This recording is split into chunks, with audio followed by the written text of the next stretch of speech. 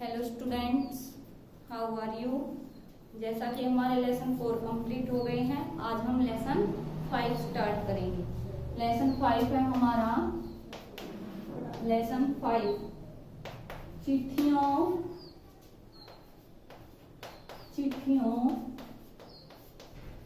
की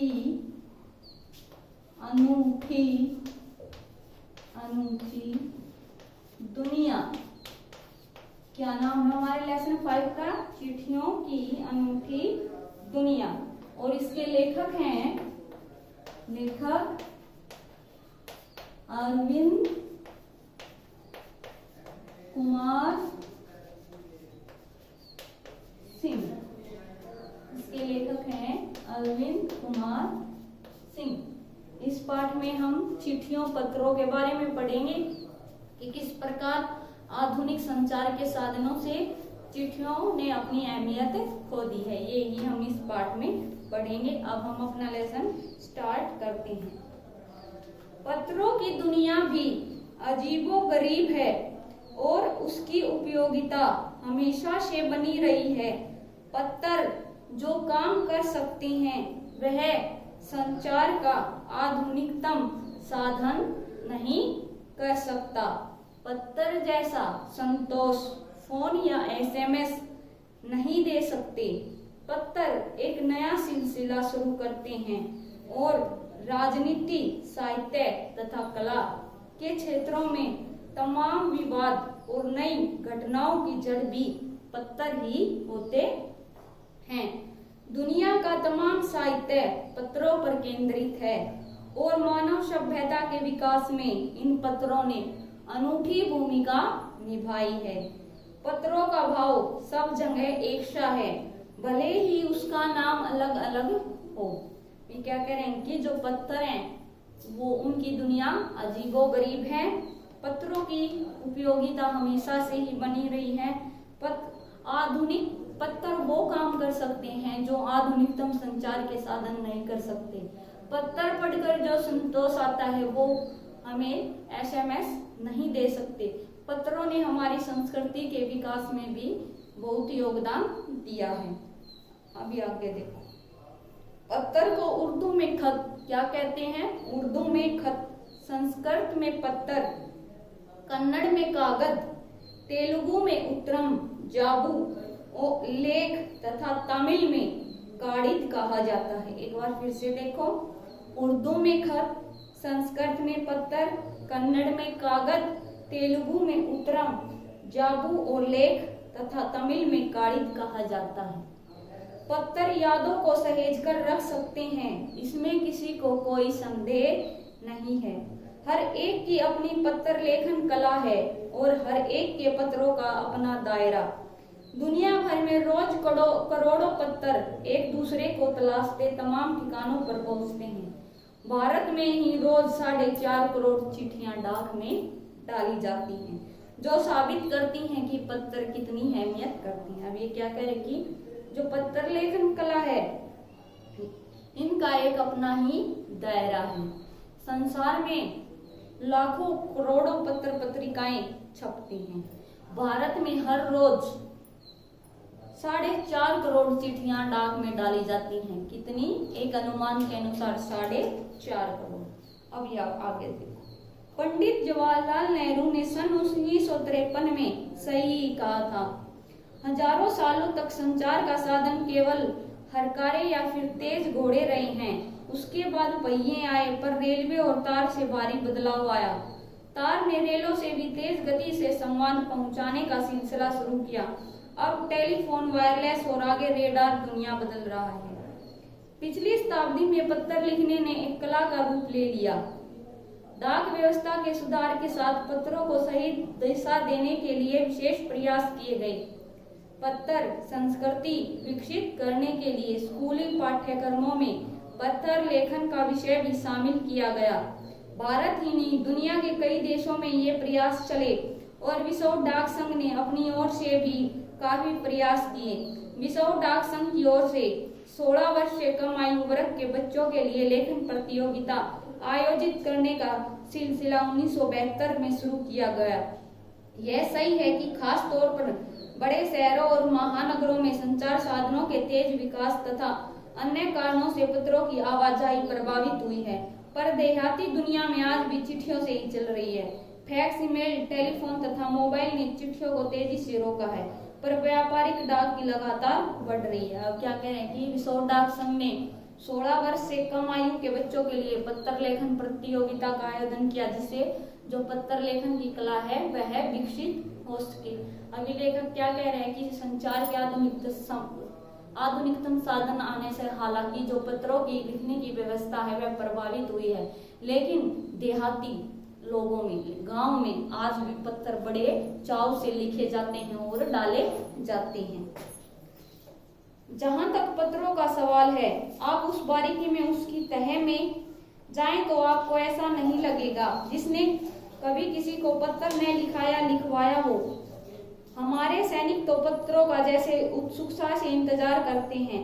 जब एक दौर था जब लोग पत्रों का महीनों इंतजार करते थे, पर अब बात नहीं है। फ्रीमैन साधनों ने विकास की दूरी घटा दी है। पहले लोगों के लिए संचार का इकलौता साधन चिट्ठी थी, पर आज अनगिनत साधन विकसित हो चुके हैं। आज देश में ऐसे लोगों की कमी है जो अपने पूर्वजों की चिट्ठियों को सहेज कर रखते हैं।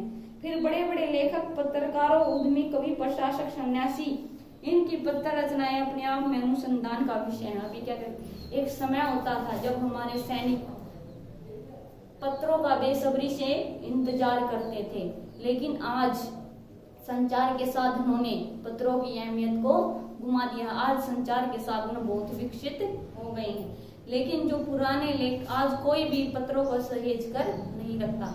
लेकिन जो हमारे पुराने लेखक पत्र पत्रिकाएं छपवाते थे, वे हमारी एक धरोहर हैं।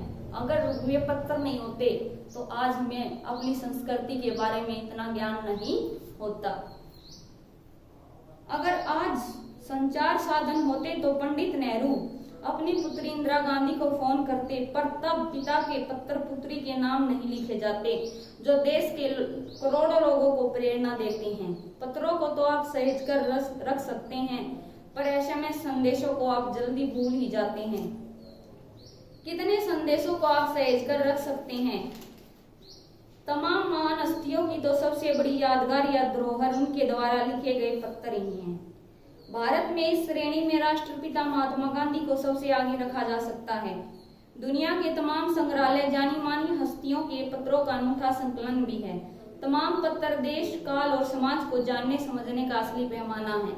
भारत में आजादी के पहले महासंग्राम के दिनों में जो कुछ अंग्रेज अफसरों ने अपने परिवारजनों को पत्रों में लिखे, वे आगे बहुत महत्व की पुस्तक बन गई। इन पत्रों ने साबित किया कि यह संग्राम कितनी जमीनी मजबूती लिए हुए था। ये क्या कह रही हैं कि जो पंडित जवाहरलाल नेहरू जी ने अपनी पुत्री इंदिरा गांधी को पत्र लिखे थे, उनसे हमें भारतीय संस्कृति का एक अलग ही रूप देखने को मिला। और ऐसे ही हमारे प्रथम स्वतंत्रता संग्राम और महात्मा गांधी जी द्वारा लिखे गए पत्रों से हमें अपने देश के इतिहास के बारे में पता चलता है।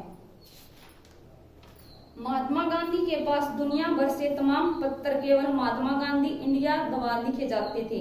वे जहां भी रहते वहां तक पहुंच जाते।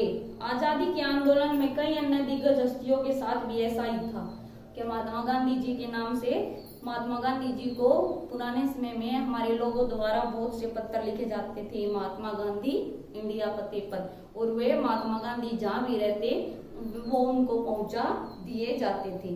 पत्रों का जवाब देने के मामले में उनका कोई जोड़ नहीं था, इनका गांधी जी का। कहा जाता है कि जैसे ही उन्हें समय मिलता, पत्र मिलता, उसी समय वे उसका जवाब भी लिख देते।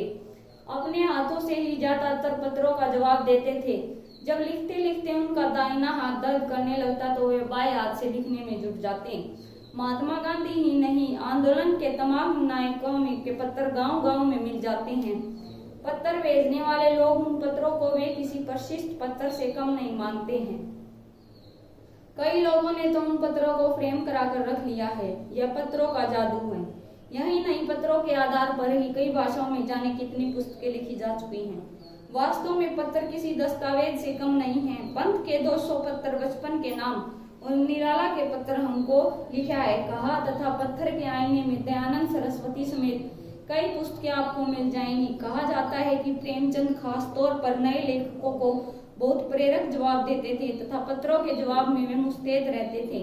इसी प्रकार नेहरू और गांधी के लिखे गए पत्र, रविंद्रनाथ टैगोर के पत्र भी बहुत प्रेरक हैं। महात्मा और कवि के नाम से महात्मा गांधी रविंद्रनाथ टैगोर के बीच सन 1915 से 1941 के बीच के पत्राचार का प्रकाशित हुआ है, जिसमें बहुत से नए तथ्य और उनकी मनोदशा का लेखा जोखा मिलता है। ये क्या कह रही कि जो हमारे स्वतंत्रता सेनानी थे, हमारे कवि थे, उनके पत्र हमारे लिए प्रेरणा स्रोत हैं। पत्र व्यवहार की परंपरा भारत में बहुत पुरानी है, पर इसका असली विकास आजादी के बाद ही हुआ। तमाम सरकारी विभागों की तुलना में सबसे ज्यादा गुडलिक डाक विभाग की है। इसकी एक खास वजह यह भी है कि यह लोगों को जोड़ने का काम करता है।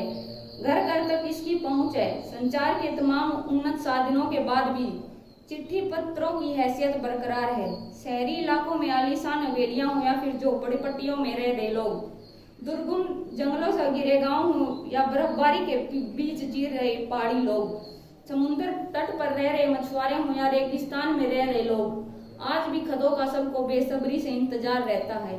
एक दो नहीं, करोड़ों लोगों खेतों और अन्य सेवाओं के लिए रोज भारतीय डाकघरों में दरवाजों तक पहुंचते हैं और इसकी बहुआयामी भूमिका नजर आ रही है।